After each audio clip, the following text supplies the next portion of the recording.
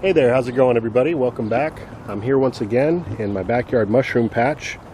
We're looking at the King Stropharia mushrooms, also known as wine caps. And today I'm going to go about pulling a harvest. I've got well over a dozen mushrooms now that have popped up in this area.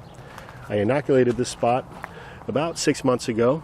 Today is May 22nd, 2017. I'm here in zone 9B, and these mushrooms are very tolerant of both cold and heat, so they can produce fruiting bodies all the way down to 40 degrees Fahrenheit and upwards of 90 plus degrees Fahrenheit. And you want to keep in mind that if you got them growing in the shade, they're going to be in a much cooler spot during the summer, so you can prolong your harvest. Besides that, you don't want to really grow these out in full sun. You want shade to dappled sun at most. But this mushroom is a good example of one that's gone a bit past where you want it to be before you harvest for eating. And the reason being is there's a veil underneath the cap, and once that breaks and it becomes what you see here, this ring around the stem known as the annulus, once that occurs, the spores start to drop from the gills underneath the mushroom. They become less tasty. So you really want to target harvesting your mushrooms when they're about that size. So I brought out this mirror with me today so I can reflect it under the mushroom cap so I can explain to you a bit more of what we're looking for. So you can see in this young specimen here that the veil, which is the connective tissue that helps to protect the gills underneath the mushroom, has just broken. And like I had mentioned earlier, that soon becomes the annulus, the ring around the stem. So this is going to be the best time to pick the mushroom. Now here's a young mushroom where the veil is still intact, so you want to let this one go just a little bit longer before you pull a harvest. You could harvest it at this point as well, but you're going to get a little bit larger of a mushroom if you wait a couple days. Here's a couple more mushrooms starting to emerge, and again you can see the veil is still intact.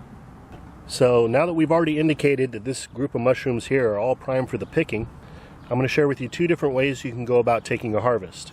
First, you're going to want to have yourself a basket of some sort, straw basket or a plastic basket that came out of a salad strainer. And you want to make sure you got nice clean hands before you take your harvest. We're not going to be washing these mushrooms before cooking them.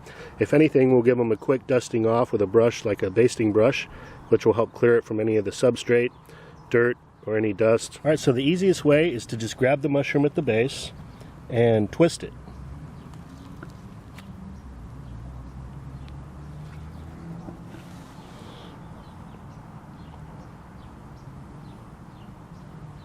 And this method works just fine. As you can see, we disturbed the mycelium a little bit. We've got some mycelium or hyphae strands on this mushroom here. And for the second way I'm going to share with you how to harvest, you want to get yourself a sharp knife. A paring knife works well for this. And you just get as close to the base as possible. Cut it off like so. And we'll do that again.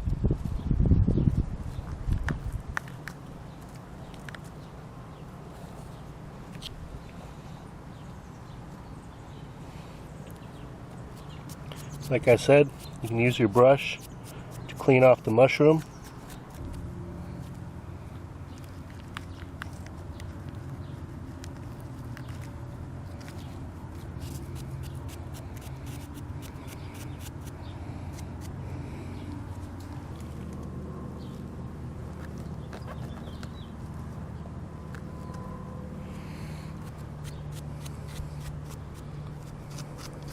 So here's one that I harvested a bit too early. As you can see, the veil is still intact. You can't yet see the gills underneath the mushroom cap. But that's just fine. This is ready to go as well, and it'll be tasty.